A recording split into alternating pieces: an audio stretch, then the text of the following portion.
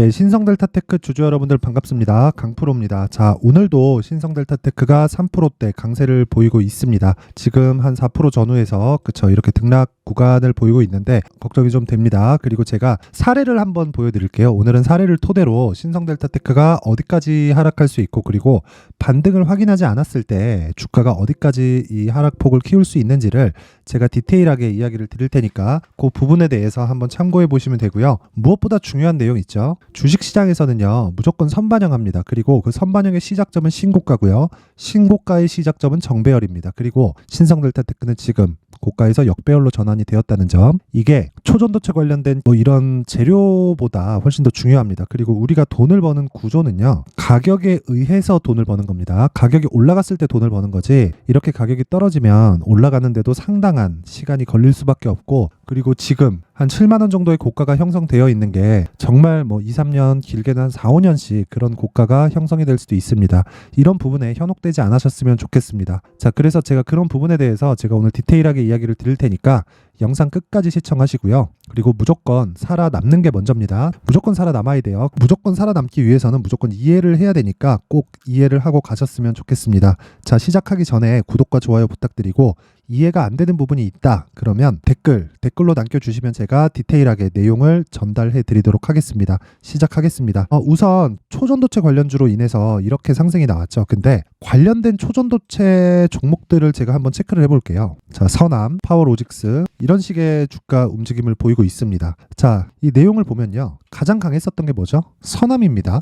선암이에요. 선암은 초전도체를 실제 사업 모델로 잡고 있는 기업이에요. 그래서 LK99에 대한 이야기가 처음 나왔을 때 가장 강하게 시세를 냈고요. 그리고 그 이후에 하락폭도 가장 강하게 진행이 됐습니다. 왜 이렇게 됐을까요? 가장 먼저 올랐기 때문입니다. 선암이 무언가에 관련이 없다, 퀀텀 연구소와 관련이 없다, 이런 부분 다 떠나세요. 그냥 다 떠나셔야 돼요. 그래야 내가 매매를 할 수 있는 거예요. 그리고 이런 부분을 다 떠나서 보면 선암을 우리가 어떻게 볼 수 있냐면요, 이렇게 볼 수 있는 겁니다. 먼저 올랐고 그만큼 가격 부담이 있고, 그쵸? 가격 부담에 따라서 조정을 먼저 받았다. 그리고 나서 먼저 받았으니까 반등도 먼저 나왔고요. 그리고 그 이후에 움직임은 지금까지 약세를 이어가고 있습니다. 그리고 나서 파워로직스, 여기까지는 제가 시간 관계상 이야기를 드리지 않을게요. 근데 신성델타테크가 끝까지 버티는 움직임을 보여줬어요. 이건 왜 그러냐? 퀀텀 연구소의 지분을 가지고 있기 때문이고요. 퀀텀 연구소는 LK99를 만들었다는 이 내용입니다. 근데 이제 가다 보니까 자꾸 그런 얘기들이 도는 거예요. 그런 얘기가 뭡니까? 음모론이죠. 저어넣기하고 어디하고 짜고 이런 식의 저런 식의 장난질을 하고 있다, 이런 얘기를 하는 겁니다. 근데 이런 부분을 일단 떠나야 돼요. 왜? 주가가 내리고 있잖아요.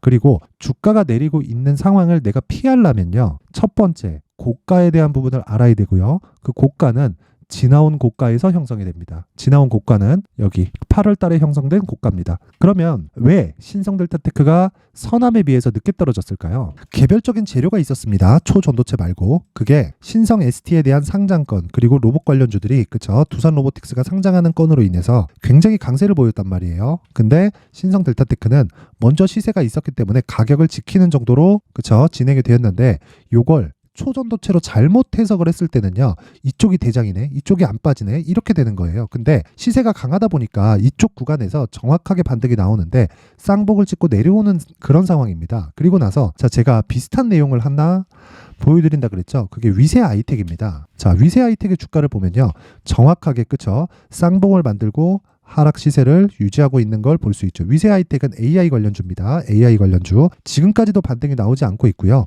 25,000원부터 지금 8,000원이 됐는데도 반등의 상황은 묘연하고요. 무엇보다 보세요. 역배열 전환되는 시점부터 반등이 나오기는 하지만 이 정도밖에 나오지 않습니다. 이 정도 구간보다 훨씬 더 강하게 나올 수 있는 구간을 내가 잡으려면 확인하는 과정이 필요해요. 그래서 제가 그런 과정을 강프로의 무료 소통방에서 계속해서 이야기를 드리고 있는 거예요. 지금 500분이서 정확하게 신성델타테크를 요날 매도하고 나왔습니다. 요날. 고가 잡은 거 아니에요. 6만 원 넘는 이 구간에서 매도를 하고 나왔고, 제가 매도한 가격은 요 정도 가격입니다.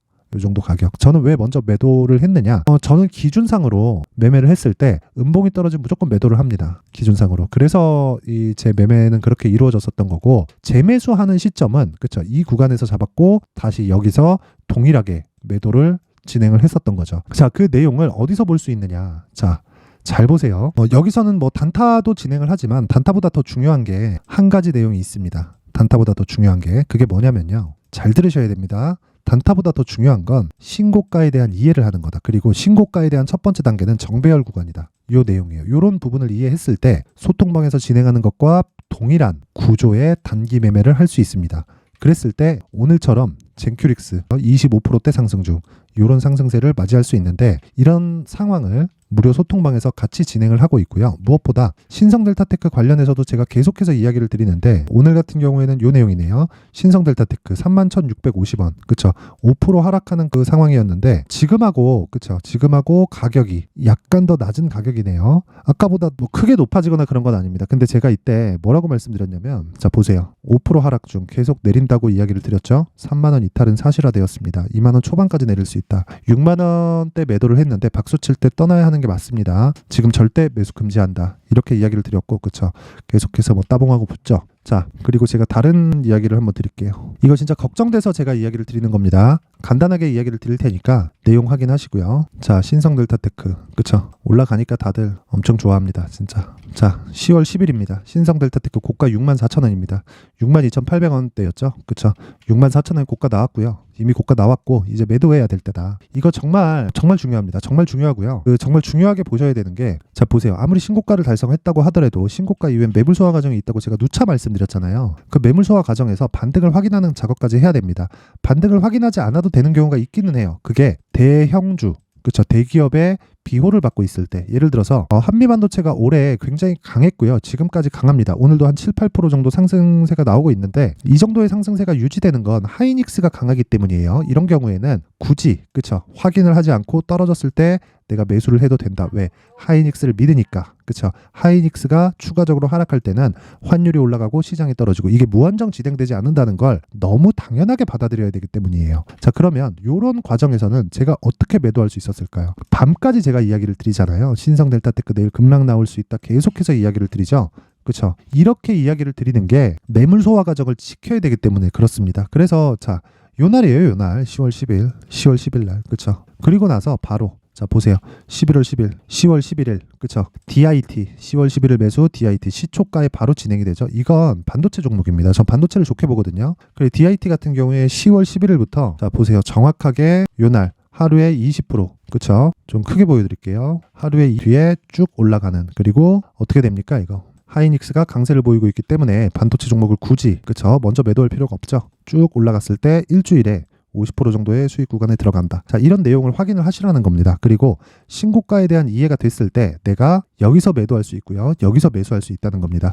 그 부분에 대해서도 제가 디테일하게 이야기를 하나 드리자면요. 자, 보세요. 서남이 반등 나오려고 그랬으면 어떻게 해야 될까요? 신성델타테크에 대한 프리미엄이 빠져야 됩니다. 왜? 신성델타테크가 초전도체 대장주니까. 그럼 우리가 초전도체를 봐야 돼요? 신성델타테크를 봐야 돼요? 당연히 신성델타테크를 봐야 됩니다.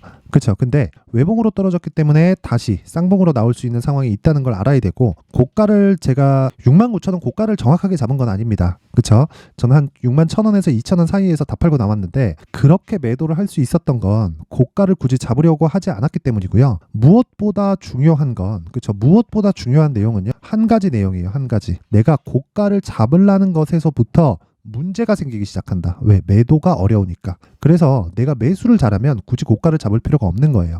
자 그러면 프리미엄이 빠지면 외봉으로 인해서 상승하잖아요. 이 부분까지만 딱 보시면 되는 거예요. 그리고 나서 추가적으로 나오는 건 반등을 확인하고 간다. 자 제가 걱정돼서 이야기를 드리는 거니까 반드시 기억하시고요. 내려가면서 보시면 제가 계속 신성델타테크는 이야기를 합니다. 자 보세요. 어제 급락 후에 되돌림 그쵸? 유지되는 시세가 아닙니다. 매도. 자 지난 금요일 신성델타테크 급락에 대해 주의해야 된다. 급락이 나오고 있고요. 아직 조심해야 된다. 그쵸? 계속해서 이야기 드리고 뭐 단타 진행하고 있고요. 10월 달에 그쵸? 요런 쪽 있죠? 뭐 흥구석유 요런 쪽에 굉장히 강하게 시세가 진행이 됐었죠. 당연히 이 단기 수익으로 실현을 시켰고요. 자, 반등을 하고 있는 54,000원 구간에서도 오늘 소폭 반등 중 신고가 달성했지만 고저차가 너무 크다. 최소한의 이격 조정이 필요하다. 지금 이격 조정이 진행 중이고요. 4만 원도 이탈할 수 있다. 이미 저는 10월 17일 날 이야기를 했었던 겁니다. 그리고 지금은 제가 뭐라고 하고 있죠? 2만 원대는 확정이다. 왜? 반등이 아직 나오지 않았으니까. 자, 여기서 제가 탈출할 수 있는 내용을 그쵸? 아직 한 방이 남았거든요. 탈출할 수 있는 내용을 이야기를 드릴 테니까 내가 정말 이 초전도 채고 뭐고 이제 멘탈이 흔들린다 하시는 분들은 무료 소통방으로 입장을 하세요. 자, 딱 주말까지만 제가 받도록 할 테니까 영상 상단에 있는 전화번호로 참여라고 문자 보내주시는 분들에 한해서만 제가 소통방 입장 링크를 공유해 드리고요. 오시면 멘탈을 잡기 위해서는 수익이 나야 됩니다. 그 수익이 나기 위한 전략을 매일매일 공유를 해 드리고요. 직접 종목을 그쵸? 어느 정도 가격에 매수해야 되는지를 디테일하게 잡도록 하겠습니다. 그런 부분은 자, 오늘 같은 경우에는 이렇게 진행이 된 거예요. 자, 10월 10일 그쵸? 10월 10일 위메이드 그쵸? 52,000원까지 1차로 기다린다. 58,000원이죠 지금 기다린다 그쵸? 그리고 밑에 하나 마이크론 그쵸? 장중 매매 32,500원 이하 매수하겠다 그쵸? 오늘 하나 마이크론 어떻게 됐나요? 33,100원에 지금 종가 부근에 있습니다. 자, 이런 매매를 하려면 어떻게 해야 되나요? 신고가에 대한 이해가 필요하고요. 그쵸? 여기에 매수하면 안 되는 근거를 알아야 된다. 그쵸? 이런 부분을 제가 무료 소통방에서 계속해서 공유를 해드리고 있으니까 오셔서 진짜 멘탈 잡으세요. 상단의 번호로 참여라고 문자 보내시면 됩니다. 자, 그리고 어떻게 제가 이런 고가를 잡았는지에 대해서는요. 여기 가격과 단기 보유 전략으로 준비를 해놨습니다. 자, 요건 제가 영상으로 이야기를 드렸을 때 내용이 너무 길어질 수 있어서 그쵸? 이런 식으로 준비를 해온 거니까 상단의 전화번호 확인해서 숫자 3이라고 문자를 보내주시면요. 제가 제 기준상 단기는 2주입니다. 2주예요.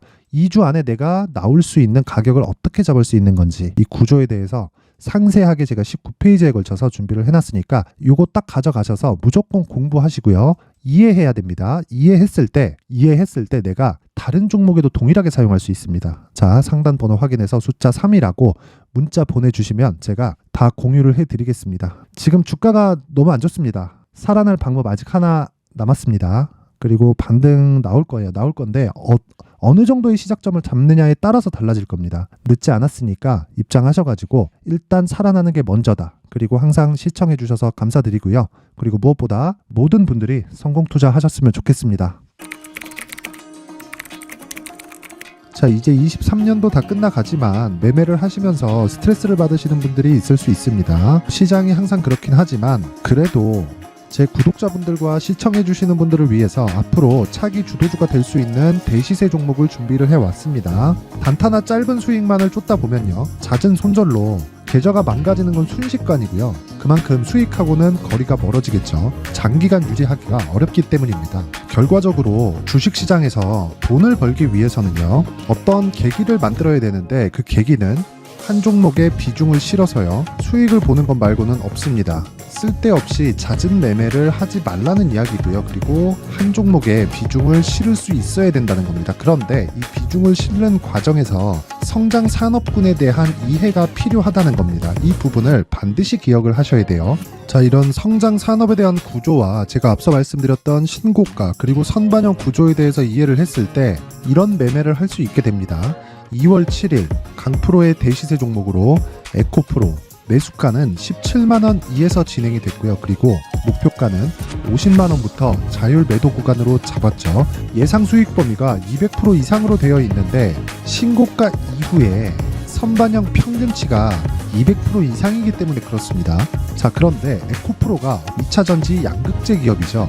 2차전지 양극재는 친환경이라는 범주 안에 속해 있다고 보시면 됩니다. 근데 제가 항상 이야기를 드리죠. 시세는 항상 연결된다고요. 앞으로 나올 대시세 종목도 이런 친환경이라는 성장 산업군에 포함되어 있어야 됩니다. 자, 이런 성장 산업군에 포함되어 있는 걸 확인한다면 이 내용처럼 세 가지의 공통점을 가지고 있습니다. 1년에 많은 종목이 발생하지 않고요. 그리고 세력들의 장기간 매집 구간이 확인돼야 되고 그리고 상승하기 시작하면 평균적으로 3개월 정도의 상승 구간을 보이기는 하지만 제가 2개월이라고 작성을 해온 건 한 가지 내용 때문입니다. 한 달은 확인하는 과정이 필요하기 때문입니다. 이게 무슨 얘기냐면 성장 산업에 대한 부분 그리고 이런 공통점 여기다가 기술적인 내용을 다 포함을 시키더라도 절대적으로 가격이 우선적으로 반영이 되는 것이기 때문입니다. 에코프로도 마찬가지예요. 장기간 하락하면서 최악의 국면을 거쳐왔고요.